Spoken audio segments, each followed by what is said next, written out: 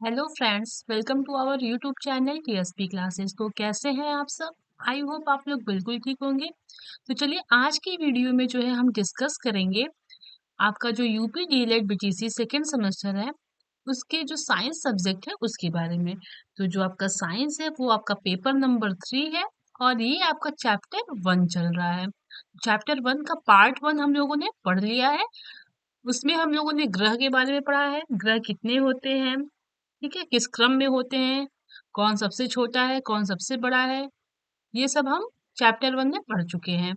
तो आज की जो क्लास है वो होने वाली है चैप्टर 1 का ही पार्ट 2। तो पार्ट 2 में हम शनि से शुरू करेंगे। इसके पहले हम लोगों ने बृहस्पति तक पढ़ चुका है, ठीक है। तो अगर आप जो है क्लासेस नहीं किए हैं इसके पहले का, तो आप प्लेलिस्ट में जाइए और वहां पे आपको सारी सब्जेक्ट की सारी क्लासेस अरेंज व्यू में मिल जाएंगी। और अगर आप चैनल पे नए हैं तो चैनल को सब्सक्राइब कर लीजिएगा, क्योंकि आपको यहाँ पे बीटीसी से संबंधित, बीएड से संबंधित या जो टीचिंग एग्जाम होते हैं उससे सारे संबंधित आपको न्यूज़ अपडेट कराए जाते हैं। तो चलिए फिर हम वीडियो को स्टार्ट करते हैं। क्वालिटी चेक कर लीजिएगा, अगर वीडियो क्लियर नहीं दिख रही हो तो क्वालिटी को थोड़ा सा बढ़ा लीजिएगा। तो चलिए आज जो है हम पढ़ेंगे शनि के बारे में। जो आपका शनि ग्रह है उसके बारे में। देखिए, शनि ग्रह को गैसों का गोला भी कहा जाता है। क्या कहा जाता है शनि ग्रह को? गैसों का गोला भी। ठीक है, ये सब थोड़ा मेन पॉइंट होता है, एग्जाम में ऐसे पूछेगा कि गैसों का गोला किसे कहा जाता है, किस ग्रह को कहा जाता है। तो किस ग्रह को कहा जाता है? शनि ग्रह को। अब देखिए, सेकंड पॉइंट क्या है आपका? अपने तीव्र घूर्णन के कारण ही सौर परिवार का सबसे चपटा ग्रह है। देखिए, मतलब इसका जो घूर्णन करने का जो गति है वो बहुत ज्यादा है, तीव्र है। और यह इसीलिए जो सौर परिवार है, यानी जो सौर परिवार है उसका सबसे चपटा ग्रह है। क्या है? चपटा ग्रह है। ठीक है। थर्ड, शनि ग्रह के चारों ओर 3 वलय हैं। वलयों को नंगी आंखों से नहीं देखा जा सकता है। इस वलय जैसी विशेषता के कारण शनि ग्रह को आकाश गंगा सदृश ग्रह कहा जाता है। इसको समझिएगा, जैसे आपका ये शनि ग्रह है ना, वलय मतलब होता है रिंग, मतलब इसके जो तीनों तरफ, सॉरी, चारों तरफ क्या है? वलय है, यानी 3 ऐसे रिंग हैं, ठीक है। लेकिन ये जो है आप इनको अपने आंखों से नहीं देख सकते हैं, जैसे बिना किसी माइक्रोस्कोप वगैरह के आप नहीं देख सकते हैं, ठीक है। और इस वलय जैसी विशेषता के कारण ही शनि ग्रह को क्या कहा जाता है? आकाश गंगा सदृश ग्रह, यानी गैलेक्सी लाइक प्लैनेट कहा जाता है। ठीक है। अब देखिए, फोर्थ पॉइंट, शनि ग्रह के 30 उपग्रह होते हैं। कितने उपग्रह हैं? 30 उपग्रह। सबसे बड़ा उपग्रह टाइटन है। क्या है? टाइटन। सैटर्न जो है आपका, शनि ग्रह जो है, उसका सबसे बड़ा उपग्रह टाइटन है। ठीक है। और शनि ग्रह के पास कितने उपग्रह हैं? 30 उपग्रह हैं। अभी हम उपग्रह के बारे में भी आपको समझाते हैं। ओके। देखिए, सेवेंथ है जो आपका अरुण। फर्स्ट पॉइंट, व्यास के आधार पर यह सौर मंडल का तीसरा बड़ा और द्रव्यमान के आधार पर चौथा बड़ा ग्रह है। व्यास के आधार पर जो आपका सौर मंडल का यह अरुण ग्रह है वो तीसरे नंबर पे है, मतलब बड़े के आकार में। व्यास के आधार पर मतलब ये कितना बड़ा है, डायमीटर के आधार पर, ठीक है। सौर मंडल का क्या है? ये तीसरा बड़ा और द्रव्यमान के आधार पर चौथा बड़ा ग्रह है। मतलब अगर देखा जाए डायमीटर के आधार पर तीसरा बड़ा है, और मास के आधार पर यानी द्रव्यमान के आधार पर यह चौथा बड़ा ग्रह है। सेकेंड पॉइंट, सौर मंडल में यह पहला ऐसा ग्रह है जिसे टेलीस्कोप से ढूंढा गया था। मतलब यह ऐसा ग्रह है जिसे क्या हुआ? टेलीस्कोप से ढूंढा गया था। थर्ड, अरुण अरुण ग्रह पर 42 साल तक रात और 42 साल तक दिन होता है। मतलब 42 साल तक दिन रहता है और फिर 42 साल तक रात। हमारे यहाँ क्या होता है? दिन के 24 घंटे होते हैं, तो 12 घंटे दिन और 12 घंटे रात होता है। लेकिन अरुण ग्रह जो है वहां 42 साल तक रात और 42 साल तक दिन होता है। ठीक। आठवां देखिए क्या है? वरुण। फर्स्ट पॉइंट, हमारे सौरमंडल में सूर्य से 8वां ग्रह है, मतलब ये जो क्रम के हिसाब से है ना, मरकरी, वेनस, अर्थ, मार्स, जुपिटर, इस क्रम के जो अनुसार है, यह वरुण जो है वो है क्या है, 8वां ग्रह है। वरुण का द्रव्यमान पृथ्वी से 17 गुना अधिक है। जो आपका पृथ्वी है उससे 17 गुना अधिक वरुण का द्रव्यमान है। सेकेंड, इसे सूर्य की परिक्रमा करने में 164 वर्ष लग जाते हैं। आपका जो ये सूर्य है, ठीक है, इसकी परिक्रमा करने में वरुण को 164 वर्ष लग जाते हैं। अब हम आगे पढ़ेंगे उपग्रह के बारे में। किसके बारे में? उपग्रह के बारे में। ठीक है, उपग्रह क्या होता है? देखिए, उपग्रह को दो नामों से जानते हैं। पहला तो साथी और सेकंड जो है वह सहचर। ठीक, उपग्रह क्या होता है उसको देखिए। किसी ग्रह की चारों ओर परिक्रमा करने वाले पिंड को उस ग्रह का उपग्रह कहते हैं। समझिएगा, ये जैसे क्या है, आपका सन है यानी सूर्य है। ठीक, ये आपका मान लीजिए, ठीक, ये मरकरी, ये वीनस, अर्थ, मार्स, जुपिटर। ठीक, ऐसे ये क्या हो गया आपके, ये ग्रह है। ठीक, ये ग्रह है। अब इस ग्रह का जो है चारों ओर, ठीक, इस ग्रह के चारों ओर जो पिंड चक्कर लगा रहा है वही आपको क्या कहलाता है, उपग्रह कहलाता है। ठीक, किसी ग्रह के चारों ओर परिक्रमा करने वाले पिंड को उस ग्रह का उपग्रह कहते हैं। जैसे मान लीजिए अर्थ है, ठीक, पृथ्वी है, ये पृथ्वी का जो उपग्रह है सभी को पता है चंद्रमा है, तो चंद्रमा क्या कर रहा है, पृथ्वी का चक्कर लगा रहा है। ठीक है, तो वही कह रहा है कि किसी ग्रह के चारों ओर परिक्रमा करने वाले पिंड को उस ग्रह का उपग्रह कहते हैं। चंद्रमा पृथ्वी का प्राकृतिक उपग्रह है, मतलब नेचुरल है। ठीक है, मैन मेड यानी आर्टिफिशियल नहीं है। चंद्रमा जो है वो पृथ्वी का प्राकृतिक उपग्रह है। यह पृथ्वी की परिक्रमा करने के साथ साथ सूर्य की भी परिक्रमा करता है। बुध और शुक्र को छोड़कर सभी ग्रहों के पास एक या उससे अधिक उपग्रह हैं। जो आपके बुध है और शुक्र है, इसके पास क्या है, उपग्रह नहीं है। ठीक है, और जो पृथ्वी है, हाँ, पृथ्वी का जो प्राकृतिक उपग्रह है वो कौन है, चंद्रमा है।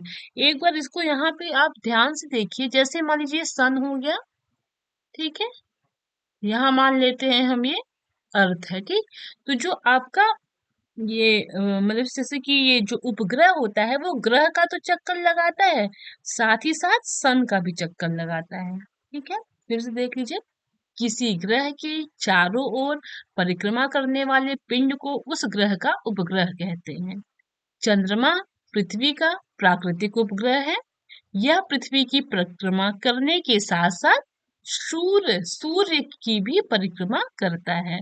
बुध और शुक्र का बुध और शुक्र को छोड़कर सभी ग्रहों के पास एक या उससे अधिक उपग्रह है। ठीक है, तो यहाँ से दो क्वेश्चन बनते हैं।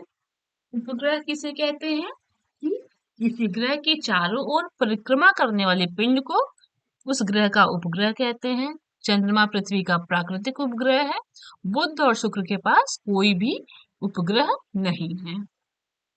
अब हम आगे पढ़ेंगे चंद्रमा के बारे में। चंद्रमा का व्यास पृथ्वी के व्यास का 1/4 है, मतलब पृथ्वी का डायमीटर जो है, ठीक, एक मिनट, सॉरी, समझिएगा।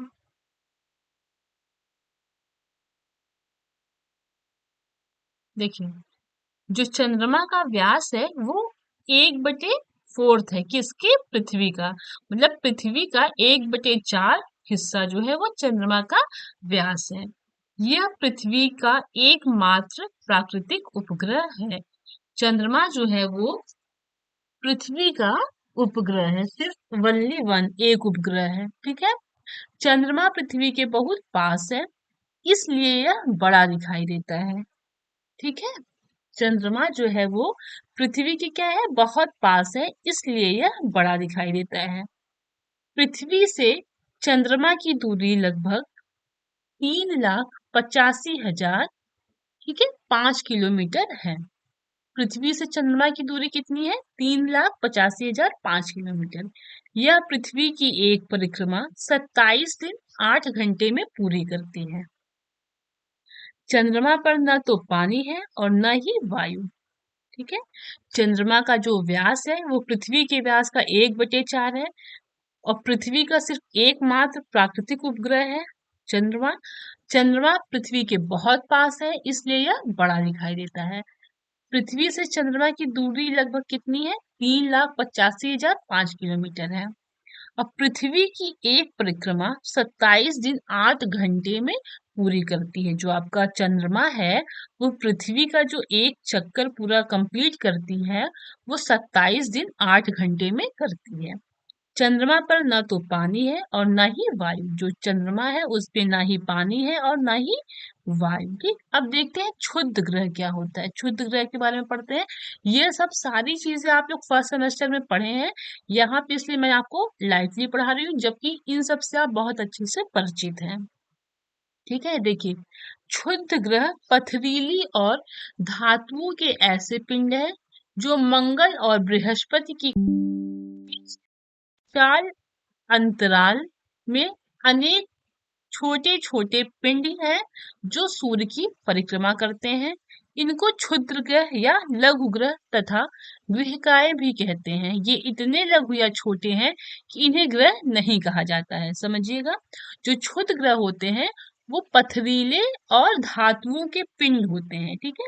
जो मंगल और बृहस्पति, मतलब मंगल और बृहस्पति की कक्षाओं के बीच विशाल, मतलब थोड़ी दूर दूर अंतराल में छोटे छोटे पिंड हैं जो सूर्य की क्या करते हैं? परिक्रमा करते हैं।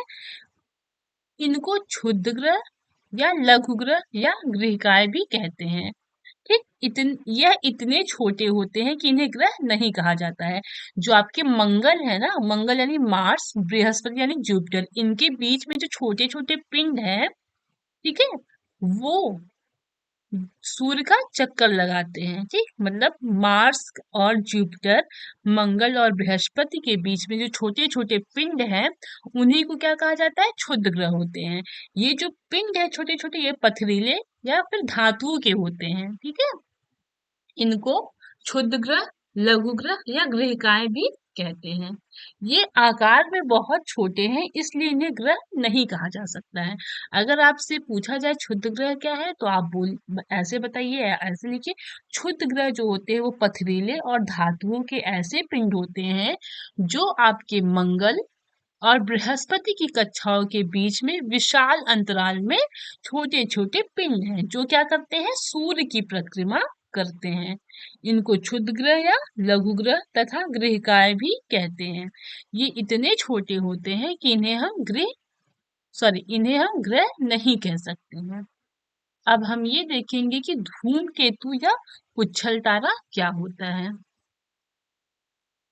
देखिए, सौर मंडल के छोर पर बहुत ही छोटे छोटे अरबों पिंड विद्यमान है। सौर मंडल के छोर यानी किनारे पर बहुत ही छोटे छोटे अरबों पिंड, यानी पिंड मतलब छोटे छोटे टुकड़े होते हैं, अरबों मतलब बहुत, असंख्य, बहुत सारे पिंड है जो धूमकेतु या पुच्छल तारे कहलाते हैं। जो आपका सौर मंडल है उनके किनारे पर, सौर मंडल के किनारे पर बहुत ही छोटे छोटे अरबों मतलब बहुत सारे, असंख्य, जिन्हें गिना भी नहीं जा सकता, ठीक है, पिंड विद्यमान है। इन्हीं पिंडों को क्या कहा जाता है? धूमकेतु या पुच्छल तारे कहलाते हैं, ठीक है। यह धूल, चट्टान और जमी हुई गैसों के बने होते हैं। ये जो आपका पिंड है ये किससे बना होता है? धूल से और जमी हुई गैसों से।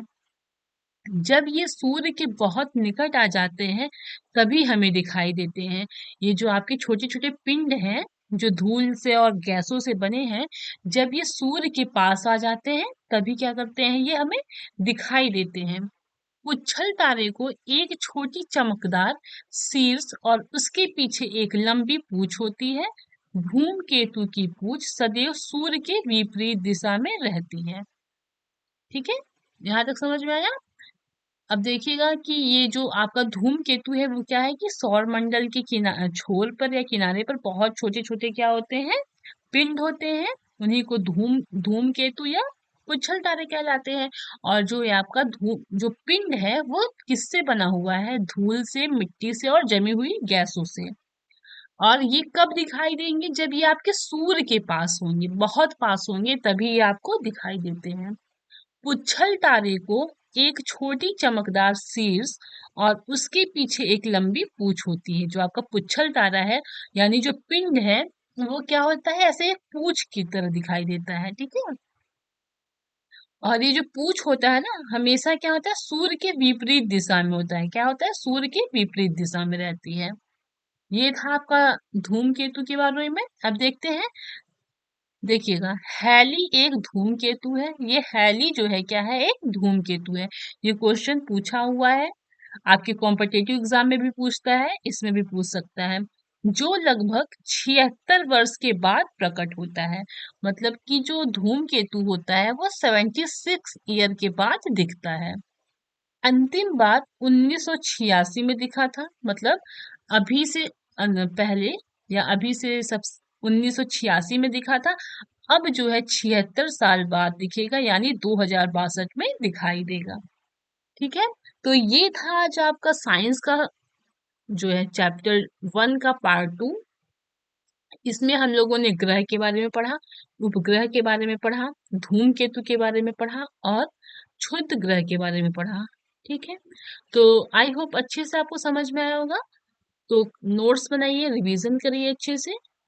एग्जाम्स में भी दिसंबर के लास्ट में हो जाए, तो इसी वजह से जो है पढ़ाई करते रहिए मन लगा के।